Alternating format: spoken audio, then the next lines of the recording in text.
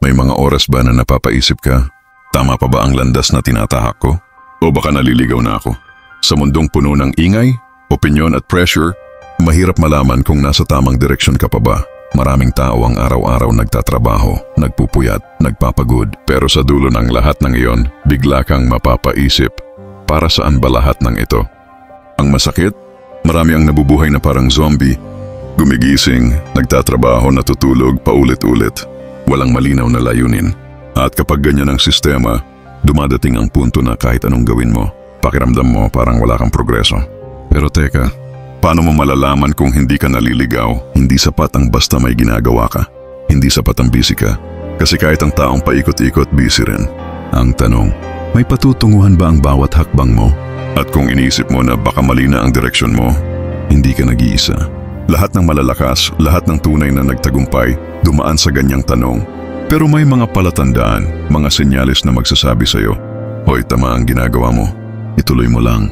Kaya ngayon, pag-uusapan natin ang 10 senyales na hindi ka naliligaw sa landas na tinatahak mo. Kung meron ka nito, ibig sabihin kahit mahirap, kahit maraming humihila pabalik, nasa tamang direksyon ka. At kapag alam mo ito, magkakaroon ka ng panibagong lakas at kumpiyansa para magpatuloy hanggang maabot mo ang tuktok. Una, may malinaw kang layunin, purpose over popularity. Kung alam mo kung bakit mo ginagawa ang ginagawa mo, hindi ka naliligaw. Hindi ka lang gumagalaw dahil kailangan, kundi dahil may dahilan ka. Halimbawa, kung nagtatrabaho ka hindi lang para sa sahod, kundi para makapagpatayo ng negosyo sa future, ibig sabihin malinaw ang direksyon mo. A man without purpose is like a ship without a rudder. Pangalawa, hindi ka natitinig sa opinyon ng iba. Kung hindi ka naaapektuhan ng mga taong nagsasabi ng wala kang mararating o sayang oras mo diyan, ibig sabihin alam mo kung saan ka papunta. Dahil kapag madali kang madala ng opinyon ng iba, baka wala ka talagang sariling direksyon. Halimbawa, sinabihan ka ng kaibigan mo, wala kang future dyan, magtrabaho ka na lang. Pero ganito ang sagot mo, salamat sa advice, pero alam ko kung bakit ko ginagawa ito.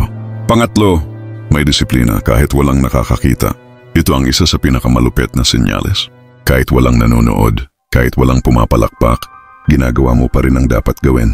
Halimbawa, nag-i-ehersisyo ka kahit wala kang post sa social media, nag-iipon ka kahit hindi mo pinapakita sa iba. Yan ang tunay na direksyon. Pang-apat, natututo ka sa pagkakamali mo. Kung bawat sablay mo ay nagiging lesson, hindi ka naliligaw. Kasi ang totoong naliligaw, inuulit-ulit ang parehong mali. Halimbawa, nabagsak ka sa exam? Ginawa mong review pattern para next time pasado ka. Nag-fail ang business? Inaral mo bakit para mas malakas ang next move. Pang-5, hindi ka natatabunan ng insecurity. Kung hindi ka nainggit sa success ng iba, kundi ginagawa mo siyang inspirasyon, nasa tamang landas ka. Ang taong naiinggit, nawawala sa sarili niyang lane. Ang taong humahanga, focus sa sariling race. Halimbawa, ang kaibigan mo nakabili ng kotse pero hindi ka bitter. Sinasabi mo, darating din ako dyan. Pang-6, mas concerned ka sa progress kaysa perfection. Kung mas mahalaga sa iyo ang gumagalaw kaysa maghintay ng perfect timing, isa kang seryosong tao. Halimbawa, imbes na maghintay ng bagong phone para mag-start ng vlog, ginamit mo kung anong meron ka. Action beats excuses. Pang-7, marami kang sinacrifice na walang nagsasabi. Ito ang sikreto ng mga nasa tamang landas, maraming hindi nakakaintindi sa iyo. Halimbawa, habang sila nagpa-party, ikaw nag-aaral ng bagong skill. Habang sila gumagastos, ikaw nag-iipon.